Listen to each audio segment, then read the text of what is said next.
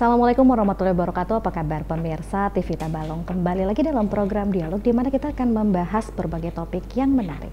Tentunya bersama saya Argi Virgiati. Pada episode kali ini kita akan membahas topik mengenai cegah resistensi antimikroba. Untuk bisa membahas topik ini lebih lanjut, seperti biasa kami telah mengundang narasumber yaitu dari Kepala Loka Pengawas Obat dan Makanan di Kabupaten Tabalong. Apa kabar Bapak Taufikur Rahman? Alhamdulillah sehat, Mbak. Ini sesuai dengan janji kita akan sering bertemu di dialog ya Pak ya. Dengan tema yang berbeda, dengan topik yang berbeda, yang hari ini kayaknya memang cukup berat ya. Cukup menarik sebenarnya ya. Cukup berat, menarik dan pengen tahu terus. Penting. Ya, betul sekali. Nah, sesuai dengan tema kita pada hari ini, mengenal dan bahaya dari resistensi antimikroba. Nah, sebelum kita jauh membahas tentang resistensi ini Bapak, apa sih Pak yang disebut atau yang dimaksud dengan resistensi antimikroba ini Pak? Yes, saya pakai istilah mudahnya dulu lah ya Mbak ya. Jadi, resistensi antimikroba ini suatu kondisi di mana mikroba itu kebal terhadap senyawa-senyawa yang selama ini digunakan untuk mengendalikan dia. Baik mengendalikan pertumbuhannya atau untuk membunuhnya. Nah, jadi selama ini kita melakukan pembunuhan mikroba dengan antimikroba tersebut. Nah, bisa dibayangin kalau senjata kita itu sudah tidak mempan lagi untuk melawan mereka. Gitu. Itulah resistensi mikroba itu. Nah, ini juga kalau misalkan nggak salah dengar Pak, kalau misalkan resistensi antimikroba ini juga menjadikan sudah menjadi top global ya katanya Pak. Sekarang permasalahan yang sangat serius sekali ya Pak ya. Betul sekali, yang masih fresh di ingatan kita. Zaman COVID kemarin ya masuk dalam kategori mikroba ya, virus. Ada berapa kemarin varian virus itu? Ya, mulai dari alfa, beta, kemudian delta sampai yang terakhir omikron. Nah, itu berbagai macam treatment diberikan, dia berganti DNA lagi, kemudian dikasih ini lagi, berganti lagi, dan seperti itu, secanggih itu mereka. Luar biasa. Yes. Nah, faktor-faktor apa saja nih Pak yang dapat mempengaruhi terjadinya resistensi antimikroba ini Pak? Oke, ini isu global ya Mbak ya, dan tidak hanya di kita saja, dan ini parahnya ada sebuah proyeksi apabila kita tidak segera sadar, aware terkait hal ini di 2050 ini ya. Kalau kita masih hidup lah ya. Insya Allah Pak, harus sehat. Itu diprediksikan ada kepunahan populasi massal gitu, jadi sekitar dengan asumsi 10 juta per tahun. 10 juta per tahun. Bayangin, satu aja kita nangis-nangis ya. Iya, betul. Keluarga kehilangan satu aja nangis-nangis gitu. Ini 10 juta yang mana kematian itu diakibatkan oleh benda yang tidak bisa kita lihat. Mending ketemu preman ya. Iya. Bisa ngelawan, kita bisa pukul-pukulan gitu ya. Betul. Ini kita nggak lihat bendanya, nggak tahu dia di mana, tahu-tahu kita kolaps yang diakibatkan oleh mikrobia tersebut. Nah, seperti ini yang kengerian-kengerian itu, dan selama ini kita kan senjatanya pakai antimikroba. Tapi kalau senjata ini tidak digunakan dengan semestinya, kita tidak akan punya senjata lagi untuk mengendalikan mereka. Inilah pentingnya pembahasan kita hari ini. Ya, seperti itu. Ini luar biasa, kayak ketika kita ke dokter juga kan ya Pak, ini udah parah nih katanya, berarti kalau udah parah harus dikasih antibiotik katanya. Itu kan berarti semakin parah nanti ya Pak ya, kalau misalkan antibiotik saja sudah tidak bisa menolong mungkin ya Pak ya, gitu kan Pak? Oke, jadi mungkin kita gini, kita coba kasih pemahaman nih ke audien dulu nih Mbak ya, definisi mikroba dulu ya. Jadi mikroba itu adalah makhluk hidup nih, tetapi ukurannya kecil, di mana indera kita tidak bisa mendeteksinya, baik mata gitu ya, ataupun kita nggak bisa itu bakteri gosip gitu nggak bisa dengar kita kan. Kemudian mereka loncat-loncat kita juga nggak bisa ngelihat gitu. Kalau bau mungkin masih bisa dibau, ada bau khas bakteri. Nah, mikrobia itu ada berbagai macam, diantaranya ada parasit, kategori parasit ya, masuk protozoa di situ, kemudian ada bakteri, ada fungi, jamur. Jamur nggak hanya sekedar jamur bentuk payung gitu ya. Iya. Pernah kita jamuran gatal-gatal gitu ya. Oke. Terus kemudian ada juga virus. Nah, ini jenis-jenis. Nah, mereka ini mempunyai senjata, kita punya senjata yang berbeda-beda untuk melawan mereka. Bakteri pakai antibiotik, virus pakai antivirus, jamur pakai anti jamur, nah, ya kan?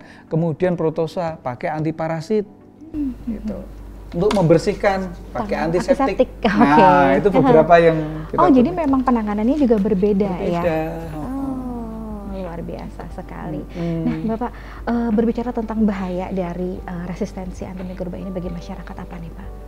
Kita langsung ke bahaya nih, Pak, karena tadi Bapak memprediksikan bahwa di tahun 2050 akan terjadi kematian lah ya kalau itu ya, populasi yang berkurang. Nah, gimana? Bayangin aja gini, misalkan ada orang terkena tipes, contoh nih ya, tipes itu disebabkan oleh bakteri Salmonella, baik Typhosa atau Typhimurium atau bakteri Salmonella SPP gitu ya. Nah, kemudian sama dokter itu dikasih antibakteri tersebut. Ya, ada berbagai macam itu klasifikasi antibiotik itu, ada level 1, level 2, level 3 gitu ya. Harapannya apa?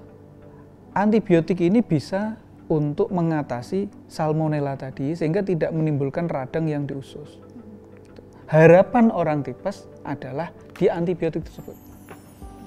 Kalau misalkan si salmonella ini sudah resisten, yang menyerang orang tersebut sudah resisten, nah kan kita bahas dari mana mereka kok dapat bakteri resisten tersebut gitu ya. Kemudian tidak ada lagi pertolongan orang yang kena tipes tadi, sehingga tidak ada lagi yang bisa dilakukan selain ya pasrah. Mau diapain, mau dipukulin ususnya, mau disiram bensin, mau apa, kan nggak bisa lagi. Nah, kita nggak punya senjata lagi, sehingga apa? Hanya sekedar pasrah aja menunggu mereka menghabisi kita secara pelan-pelan. Ini bahayanya.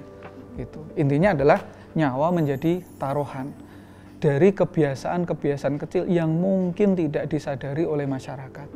Nah, di sini pentingnya nanti kita akan coba kupas lebih lanjut ya, Mbak ya. Iya. Perilaku apa saja yang berpotensi menimbulkan resistensi antibiotik itu gitu. Betul sekali ya, dan ternyata memang tidak bisa sembarangan juga ya Pak. Ini Betul. Mungkin yang dari awal juga salah satu dari BPOM juga hadir di dialog adalah memberikan awareness kepada masyarakat ya. Ini jaga-jaga nih gitu, bahwa ini sedang menjadi topik yang luar biasa sekali. Jangan sampai prediksi di 2050 itu terjadi ya Pak ya. Baik, nah Bapak, apakah penggunaan antibiotik pada hewan juga ini berkontribusi terhadap resistensi kepada manusia nih Pak? Ini banyak sekali nih masyarakat yang juga mungkin memelihara kucing kesayangan, dibawa ke tempat tidur, itu kan yang makhluk yang tidak terlihat itu. Betul, nah gimana nih Pak? Ada kaitannya ya, karena bakteri itu dia tuh tidak melihat apakah dia mau hidup di hewan atau di manusia. Yang dia kenal adalah habitat yang sesuai dengan kebutuhannya dia gitu. Dan masing-masing bakteri ini mempunyai kebutuhan yang spesifik dan unik. Kebetulan saya hampir lebih dari 10 tahun ya bergelut dengan makhluk-makhluk halus ini gitu. Jadi sudah mengenal karakter E. coli itu seperti apa, keinginannya Salmonella seperti apa gitu. Nah, kaitannya dengan perilaku antibiotik di hewan, kadang gini. Di peternakan-peternakan, entah itu unggas atau apa, itu yang pertama, penggunaan antibiotik itu sudah nggak aturan lagi. Campur minuman, disuntik, minuman ini, minuman ayam segala macam buat itu. ternak? Iya, di ternak itu, dari situ. Otomatis apa? Kan nggak bisa kita nyuruh ayam, kamu minum antibiotik 2 kali sehari ayam gitu. Nggak mungkin kan? Iya, betul. Nah, gitu. Otomatis kan yang ngontrol yang punya peternakan. Tapi kalau dia tidak punya awareness bahwa ini dampaknya nanti akan besar, asal aja. Yang penting apa? Targetku adalah ayam ini hidup sampai dia dipotong. Kan nggak ada yang berharap moga-moga ayam saya berumur panjang, kan nggak ada. Ya, betul. Gitu istilahnya. Jadi mudah-mudahan dia sampai 2 kilo gitu, udah gitu kan. Ya, nah, kita nggak tahu bakteri yang ada di ayam itu kemudian menjadi kebal dengan pemberian antibiotik itu. Nah, si bakteri ini nanti dia akan bisa bermigrasi ke manusia atau ke hewan yang lain. Tuh, salah contoh yang tipes tadi misalkan. Si Salmonella yang sudah resisten itu akhirnya masaklah daging itu dengan nggak matang kemudian terkonsumsi oleh tubuh. bakteri yang di dalam tubuh ini bukan salmonella biasa, tapi salmonella udah resisten. Kemudian di rumah sakit dikasihlah resep seperti layaknya orang tipes biasa. Kok nggak mempan? Nah, gitu. Sehingga ada kasus si A dikasih obat cocok, si B dikasih obat nggak mempan. Case-nya seperti itu. Contoh kecil nih analoginya. Luar biasa sekali ya. Ini langsung di otak nih berterbangan nih Pak. Mudah-mudahan analoginya masuk ya. Iya, masuk, analoginya masuk. Jadi memang ternyata hal-hal kecil yang tidak kita sadari sebenarnya Pak ya. Kita kurang sadar, kita tidak sadari. Ya, ada istilah ketika iklan lah Pak dulu. Anggur jatuh ke lantai, belum 5 menit. Lalu dimakan gitu kan Pak. Padahal kita juga nggak tahu sebenarnya memang ada banyak bakteri dan lain sebagainya di dalam itu ya Pak ya. Nggak usah banyak. Ini udara yang kita hirup ini juga bakterinya banyak gitu. Saya pernah ngetes udara luar sini, saya taruh ke Petri, kemudian saya tumbuhkan. Saya ketemu E. coli ada, S. aureus ada. Wow. Gitu. Makanya saya pakai masker terus. Karena mata saya ini udah nggak normal gitu loh. Parno berarti. Ya gitu, udah nggak normal lagi indera saya karena sudah keseringan berinteraksi dengan makhluk-makhluk halus itu. Gitu. Mudah-mudahan Bapak tidak melihat saya sebagai makhluk halus ya. Kita akan melanjutkan perbincangan yang seru ini yang tentunya sangat bermanfaat buat kita. Jangan kemana-mana, tetap di Dialog, jangan kemana-mana.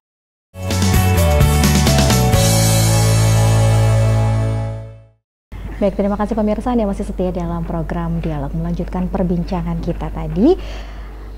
Ini langsung tiba-tiba merinding saya Pak. Emang tema-tema BPOM tuh sebenarnya bikin merinding. Iya, bikin merinding, ngeri-ngeri sedep gitu ya Pak ya. Betul. Nah, kita langsung memasuki ke segmen mencegah resistensi antimikroba. Nah, apa sih Pak langkah-langkah yang harus dilakukan untuk mencegah terjadinya resistensi antimikroba di masyarakat nih Pak? Ya, sebenarnya kalau kita ngomong mencegah itu udah terlambat juga ya. Sekarang itu sudah banyak resistensi. Buktinya sekarang gini. TBC tahu TBC? Ya. TBC itu dulu ada antibiotik level 1 gitu. Sekarang udah pada resisten itu. Mycobacterium tuberculosis itu, dan sekarang obatnya sudah berbeda dan jangka waktu penanganannya juga udah lebih lama. Kalau dulu kan sekitar 6 bulan. Nah, sekarang bisa lebih itu, bisa 24 bulan. Nah, bisa dibayangin kalau selama misalkan 24 bulan mengkonsumsi antibiotik. Kuning-kuning dah itu kencingnya itu. 24 bulan, 2 tahun berarti ya Pak? Iya, itu setelah itu nanti kan dicek lagi masih ada nggak, kalau ada nyambung lanjut lagi. Ya. Dan itu tidak boleh berhenti katanya. Tidak boleh berhenti, gitu. Bayangin, hanya sekedar satu bakteri ya, padahal di alam ini ada triliunan jenis bakteri gitu yang kita belum tahu itu. Belum tahu kan belum tentu nggak ada. Ya. Nah, gitu. Nah itu tadi sebenarnya sudah ada gitu. E. coli, S. aureus yang menyebabkan pneumonia pada anak-anak itu mengalami resistensi. Nah sekarang yang kita lakukan adalah jangan sampai bakteri-bakteri yang mengalami resisten itu bertambah. Konteksnya kita antisipasi itu di situ ya. Karena ini isu yang sangat urgent, makanya BPOM sangat concern untuk mengawal hal ini. Gitu. Kemudian apa yang bisa dilakukan masyarakat? Ada beberapa langkah di sini saya bedakan menjadi pola perilaku konsumsi obat sendiri, termasuk antibiotik, antivirus dan segala macam. Ini saya bedakan. Kemudian yang kedua, kesadaran dari tenaga medis, ya. Kemudian yang ketiga, regulasi distribusi obat itu sendiri. Antibiotik, antivirus masih obat keras. Gitu. Saya kategorikan menjadi 3 ya. 3 dulu. Okay. Ini boleh saya bahas satu-satu ya? Boleh dong Pak. Yang pertama dari masyarakat sendiri nih. Masyarakat masih minim kesadaran terkait apa cara kerja dari antimikroba ini. Sehingga apa? Banyak yang sakit dikit dihajar antibiotik. Contoh, pernah enggak kira-kira? Ya, pernah Pak. Ya, radang tenggorokan dikit ya kan? Langsung beli ke apotek gitu ya gitu. Pak ya. Flu. Langsung ke warung beli obat. Oke. Nah, gitu. Kemudian apa dikit karena kemarin merasa kayaknya kemarin saya dikasih resep dokter obat ini kok enakan, akhirnya dengan memberanikan diri beli resep yang sama. Padahal nggak tahu apakah penyakitnya sama. Kemudian minum tanpa dosis yang ditentukan. Ingat, mikroba ini sifatnya iya, enggak. Kalau dosnya tepat dia mati. Tapi kalau enggak tepat, dia akan kebal. Dia bisa mempelajari pola-pola senyawa itu dan membentuk pelindung diri. Itu yang pertama. Kemudian yang kedua, oke, dia dikasih resep dokter. Tetapi apakah minumnya sesuai dengan yang diresepkan oleh dokter? Aturan pakai itu ya? Aturan pakai. Ada kadang gini, dikasih selama 1 minggu atau 3 hari. Ngerasa 1 hari sudah enakan, berhenti dia minum. Pernah enggak kayak gitu? Nah, apa yang terjadi? Badanmu sih nggak demam, kau kira sudah nggak sakit. Kan? Tetapi bakteri kan berbeda.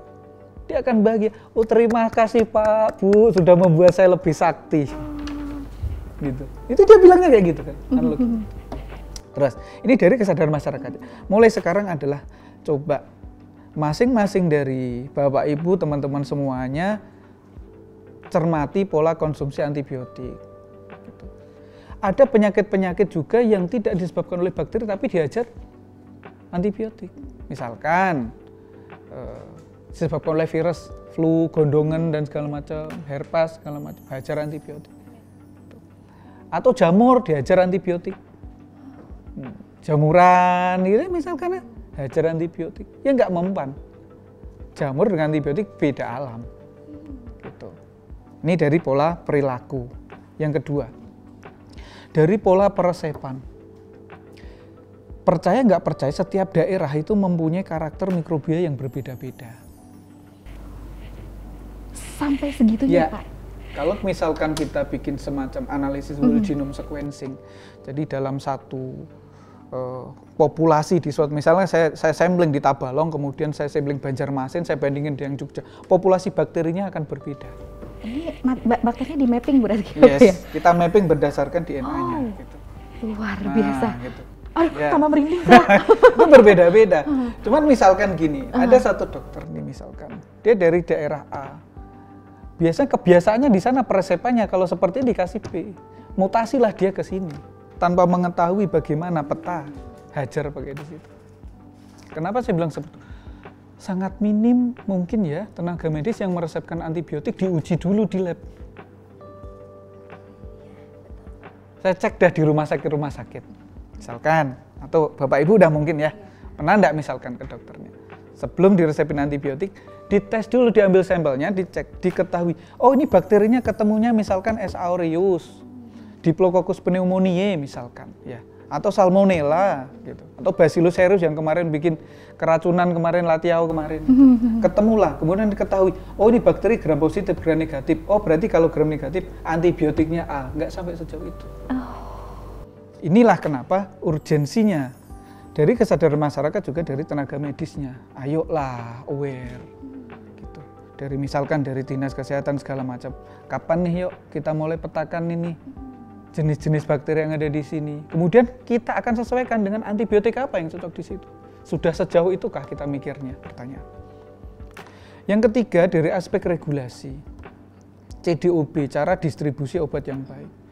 Apakah apoteker masih melepas atau misalkan di apotek masih menjual antibiotik bebas? Masih sepertinya, Pak. Nah, itu yang perlu kita tertibkan kalau kita nanti inspeksi, itu menjadi temuan mayor. Gitu. Dan bisa berakibat kita tutup apoteknya. Seperti itu. Itu nggak main berarti ya, Pak ya? Loh, sudah banyak saya tutup tiap hari nutupin apotek kerjaan saya. Ya, bukan apa? Betul-betul.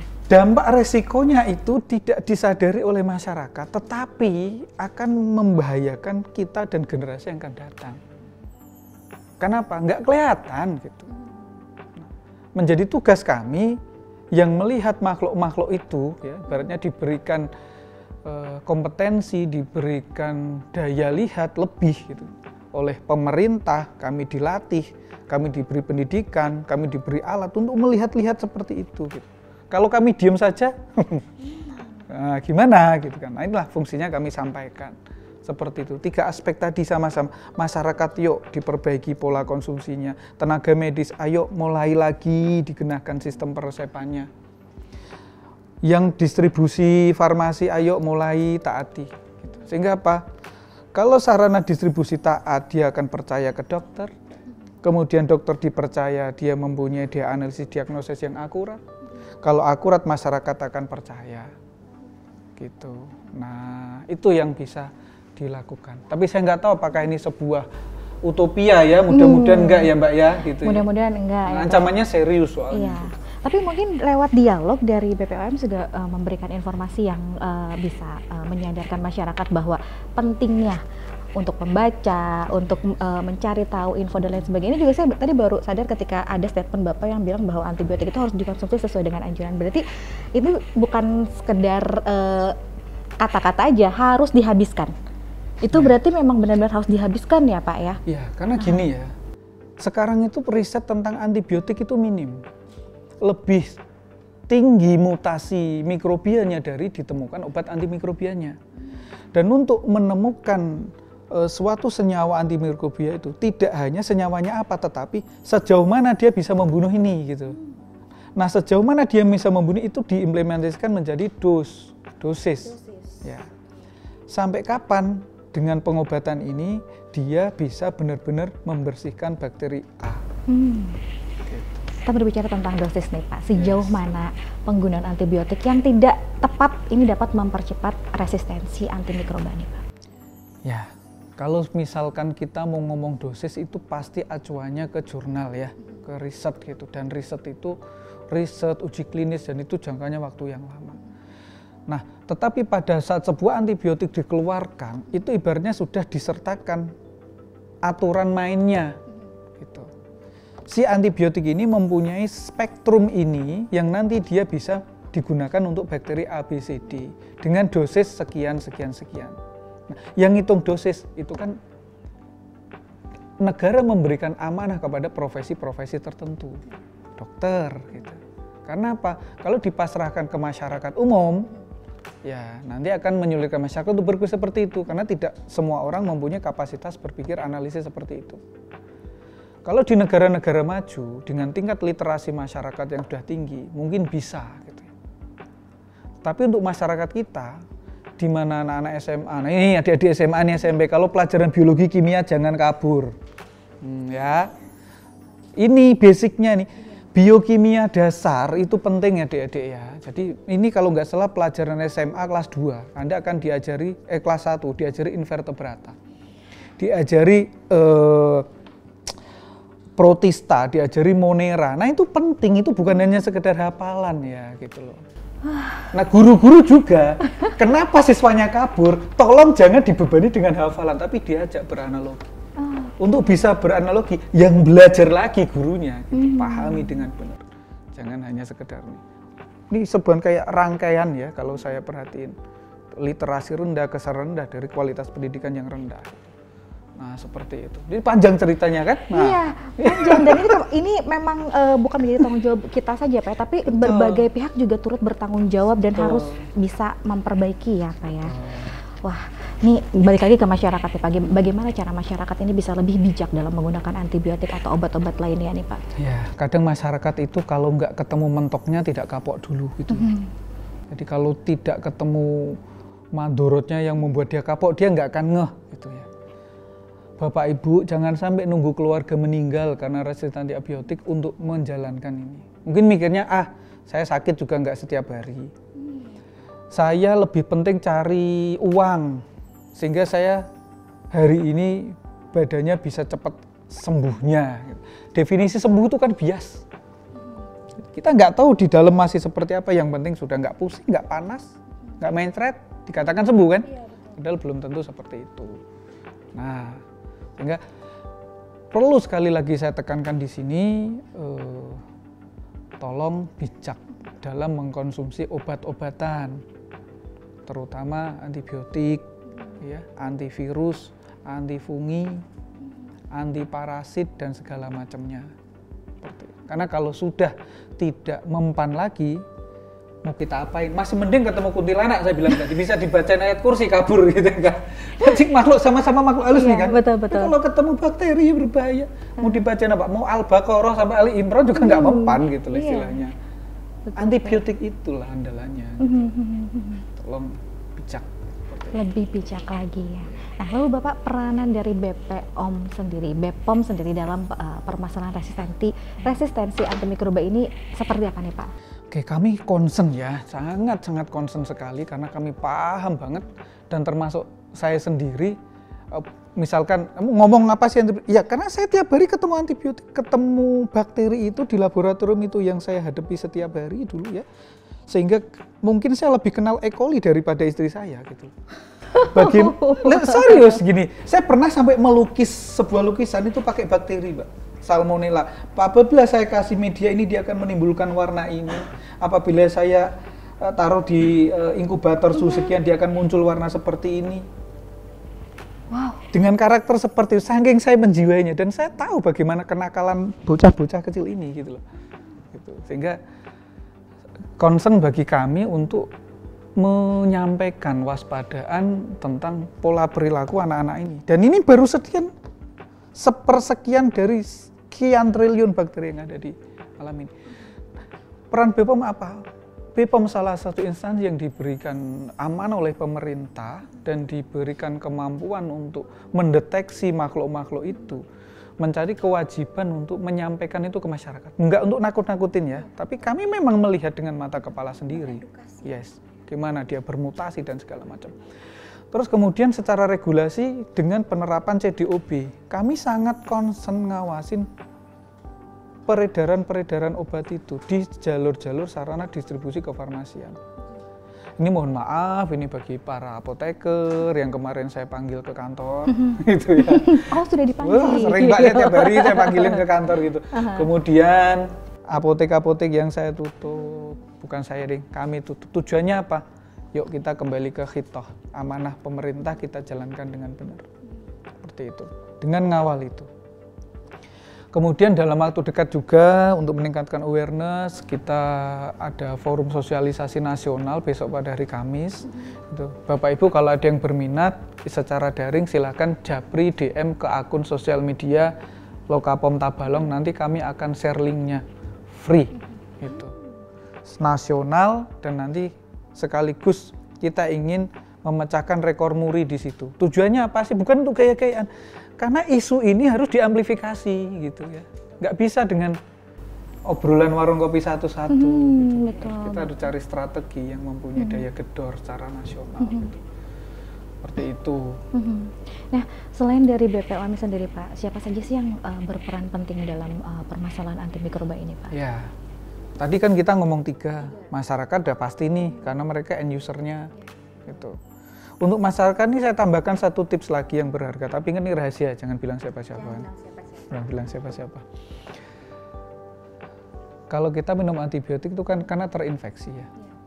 Hampir sebagian infeksi itu masuknya kan lewat mulut. Mulut itu kadang lewat tangan. Oh. Ya? Ya. Rajin-rajinlah cuci tangan. Ini simpel, ya, tapi banyak yang tidak disadari. Iya, betul. Tetet di sini dan langsung makan, masuklah. HP juga banyak banget ya Pak ya. Dicuci aja sekali sehari ya, kita rendam. Dan HP terus dong Pak. Itu masyarakat, nggak apa-apa. Okay. Kan? Yang pertama, yang kedua, pihak-pihak tenaga medis, ID, Dinas Kesehatan, Kementerian Kesehatan, tenaga-tenaga di puskesmas dan segala macam. Ayo sama-sama kita aware ini. Dan pemerintah juga mungkin rumah sakit, kapan kita siapin laboratorium analisis bakteri? Saya ajak tuh. Nanti kita kolaborasi deh untuk pengembangan metodenya gitu.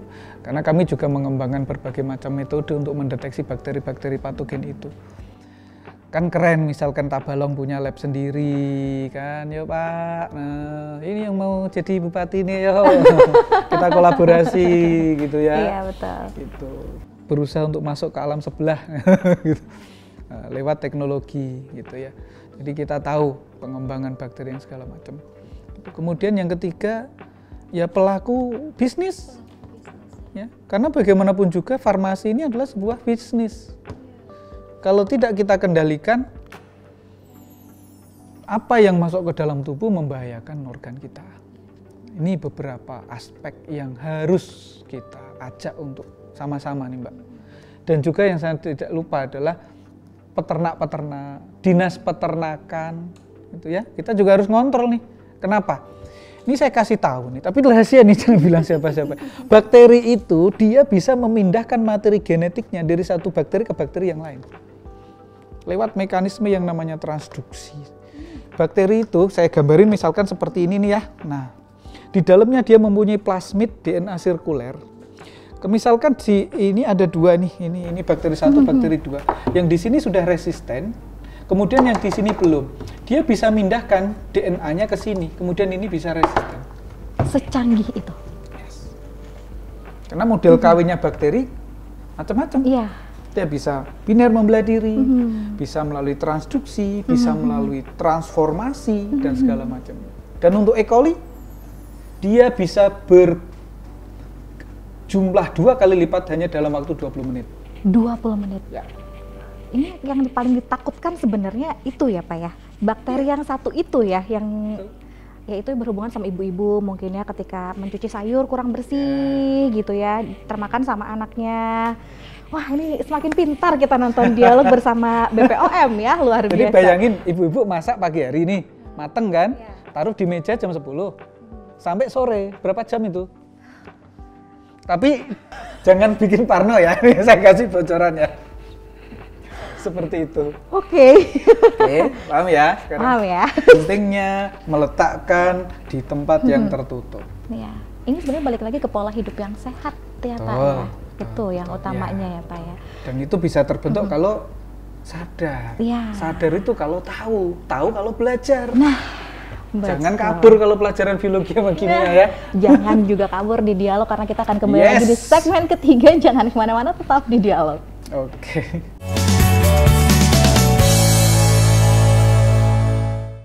Baik, terima kasih pemirsa, Anda masih di dialog. Nah, lanjutkan ke segmen ketiga, semakin seru ya. Semakin ingin banyak bertanya, semakin ingin tahu lebih jelasnya seperti apa. Nah, untuk yang selanjutnya Bapak, apa sih yang harus kita ketahui mengenai penggunaan antibiotik itu, memastikan bahwa tidak disalahgunakan atau tidak menyalahgunakan obat atau misalnya antibiotik tersebut dan menyebabkan resistensi antimikroba nih Pak? Oke, kita ngomong dari skala individu dulu ya. Kalau mau nih, silakan cari-cari jurnal dan baca setiap hari. Sekian ribu bakteri pelajari, sekian ribu bakteri itu dipelajari sendiri bagaimana senyawa kimia yang menghambatnya, kemudian pikir sendiri dan segala macamnya, baru kalau dapat lisensi misalkan dokter dan segala macam silakan pakai gitu. Tapi kan tidak semua orang mempunyai kesempatan itu. Ya, betul. Makanya sistem negara ini mengatur, diberikan amanah kepada profesi-profesi tertentu, diberikan kewenangan. Karena apa? Mereka sudah diberikan pelajaran, mereka melalui serangkaian ujian, mereka sudah lulus ujian, dan seperti itu. Nah, jadi intinya kalau untuk masyarakat, jangan sembarangan mengkonsumsi antimikrobia ini tanpa benar-benar mengetahui do and don't-nya, karena resikonya tinggi. Gitu. Gampangnya apa? Konsultasilah ke tenaga medis. Untuk yang tenaga medis juga sama. Banyak dokter-dokter yang pintar, tapi ada juga yang ngeresepin asal-asalan. Yuk, untuk peresepan antimikrobia ini kita letakkan tata laksana diagnosa yang benar-benar baik. Gitu. Kemudian kalau memang sudah mendapat resep dari dokter, ikutin. Simpelnya seperti itu. Gitu. Ikutin aturan mainnya, karena apa yang perilaku kita hari ini itu menentukan generasi yang akan datang. Simpelnya sih seperti Simpelnya itu. Seperti itu ya, balik lagi ke kita berarti ya, ke individualnya seperti apa. Di segmen 3 ini nggak seru kalau nggak ada tantangan nih Pak. Pertanyaan tentang tantangan terbesar dalam mengatasi resistensi antimikroba di Indonesia loh Pak, ini ya. Oke, gimana nih Pak? Yang pasti sekarang kita berkutat pada tingkat literasi masyarakat yang masih rendah terkait scientific base. Ini fakta gitu ya. Sehingga untuk menyampaikan hal-hal seperti ini harus kita olah menjadi bahasa-bahasa yang sederhana. Kalau saya ngajar di kampus ya saya sampaikan rumus kimia antibiotik seperti apa, kemudian hubungannya dia dengan membran sel seperti apa, hubungannya dengan sintesis protein seperti apa. Tapi kalau untuk masyarakat harus kita sampaikan dengan bahasa-bahasa yang sederhana. Misalkan, bayangin kalau misalkan kamu sakit dikasih obat, terus obatnya nggak mempan, terus kamu pakai apa? Gitu. Kalau nggak ada lagi selain pasrah, gitu kan? Itu kenapa? Ya dari perilaku sebelumnya. Bisa juga dari perilaku sendiri, bisa juga dari perilaku tetangganya. Contoh, tadi saya bilang ada bakteri yang dia bisa mengkontaminasi segala macam. Gitu. Kemudian ini ada kaitannya juga dengan pelaku usaha, terutama pelaku usaha makanan, kemudian jamu atau kosmetik dan segala macamnya, sediaan farmasi ya. Kalau dia asal nekat saja jualan produk tanpa ada izin BPOM, emang Bapak Ibu berani menjamin produk itu tidak membawa bakteri-bakteri yang resisten itu? Ya kan? Nggak akan bisa ngejamin, mau ngelihat aja nggak bisa. Pentingnya regulasi BPOM memastikan bahwa produk obat dan makanan ini disertifikasi karena kami mempunyai kemampuan untuk ngecek itu. Gitu. Kecuali Bapak Ibu mempunyai peralatan yang lebih canggih di rumah, misalkan saya cek, oh minimal PCR real time ada, minimal ada genome sequencer ada, minimal HPLC ada, GC, AS segala macam ada. Hormat saya bilang gitu kan. Tapi kan nggak mungkin dong satu alat itu harganya 5 miliar. Gitu. Nah, negara berinvestasi ke BPOM untuk melayani itu. Oke. Baik. Nah, terakhir Pak, harapan dari Bapak ke depan dalam menekan resiko resistensi antimikroba di Indonesia dan di dunia ini seperti apa nih Pak? Ini berat banget ya, Iya. Tabalong, Indonesia dan dunia nih Pak. Tuh. Sangat berat Pak, harapannya gimana nih Pak? Harapannya ya, kalau saya ngomongnya 2-3 generasi yang akan datang ya. Jadi berpikirnya jangka panjang karena kita tidak boleh berpikir egois. Kalau berpikir egois, kita kayak peternak ayam broiler aja. Jadi kita hanya mikir ayam itu yang penting bisa sampai di berat 2 kilo, habis itu selesai. Tapi manusia kan tidak bisa seperti itu. Kita ada generasi-generasi yang perlu diselamatkan, perlu dijaga populasi bakterinya biar tidak membahayakan generasi yang akan datang. Biar tidak terjadi lagi pandemi-pandemi lagi. Pernah dengar istilah pandemic? Pandemic. Yes. Dulu kan pandemi ya? Iya, pandemi. Ini ada pandemic. Yang direncanakan berarti. Ada kata plannya. Ini sebenarnya sebuah teori konspirasi, tetapi bagi orang-orang yang mengetahui bagaimana cepatnya mutasi mikrobia, dia bisa menjadi mesin penghancur, pembunuh, silent killer yang sangat berbahaya, itu sangat mungkin sekali. Seperti yang saya jelaskan off the record tadi, contohnya gitu ya. Betul. Nah, seperti itu. Itu sangat mungkin sekali dengan rekayasa genetik zaman sekarang. Nah, bisa dibayangin kalau misalkan ke depan itu bakteri-bakteri yang setelah bertumbuh menjadi monster-monster pembunuh yang tidak bisa kita kendalikan lagi dan tidak bisa kita lihat. Kita tidak akan tahu kapan, di mana kita akan terserang dan tiba-tiba kolaps. Nggak ada jaminan lagi. Percuma kita pun canangan angka harapan hidup 80 tahun. Nah, Tabalong kan 80 tahun nih canangannya. Kalau ketemu makhluk-makhluk itu jangan 80 tahun. Sejam aja bisa terkapar, bisa tewas. Itu resiko-resiko yang mungkin terjadi apabila kita tidak aware mulai dari diri kita sendiri, keluarga, sekarang gitu ya. Nih pentingnya edukasi hari ini untuk itu. Kalau nanti perlu informasi yang lebih lanjut, feel free kontak kami. Langsung ngopi-ngopi misalkan. Wow. Nah, main ke kantor sediain kopi, mau bahas apa, yuk. Feel free ya buat semuanya ya. Free. Wow, ini suatu kesempatan juga. Ini khususnya buat para pengusaha Boleh. ya. Buat ibu-ibu juga mungkin sekalian sambil belajar biologi, Pak. Ya. Teman-teman aktivis juga Teman-teman boleh. ya, atau yang anak-anak concern sekolah. ke lingkungan. Wah, oh iya. Jadi nggak melulu masalah, oh ini alam rusak tambang. Itu kelihatan kan? Iya, betul. Ada loh lingkungan yang nggak kelihatan yang dampaknya lebih besar. Ini udah terbuka sekali ya. Silahkan berkonsultasi, kata Pak Taufik, luar biasa. Wah, terima kasih sudah bikin saya merinding pada sesi dialog kali ini, luar biasa. Ini ilmunya ini bukan cuma 1 jam loh Pak ya, tapi banyak banget yang saya serap dari hasil dialog kita pada Semoga hari nggak ini. jadi parno Mbak ya. Jangan Pak. Tetap kembali normal. Gitu. Tetap aware tapi tidak parno. Yes. Nah, baik. Demikianlah akhir dari seksi talk show kita hari ini. Terima kasih kepada Pak Taufik yang Sama-sama. telah berbagi pengetahuan yang sangat berharga sekali untuk hari ini. Kita semua bisa lebih sadar dan pentingnya mencegah resistensi antimikroba yang bisa berbahaya bagi kesehatan global. Kita harus bersama-sama berkomitmen untuk menggunakan antibiotik dengan bijak, mengikuti petunjuk dokter dan mendukung upaya-upaya pencegahan yang telah disebutkan. Dengan tanggung jawab kita sebagai individu dan masyarakat sangat besar dalam memerangi ancaman resistensi antimikroba. Jangan lupa terus saksikan program dialog dengan topik-topik menarik lainnya. Saya Argi Fergiati pamit undur diri. Wassalamualaikum warahmatullahi wabarakatuh. Waalaikumsalam warahmatullahi wabarakatuh.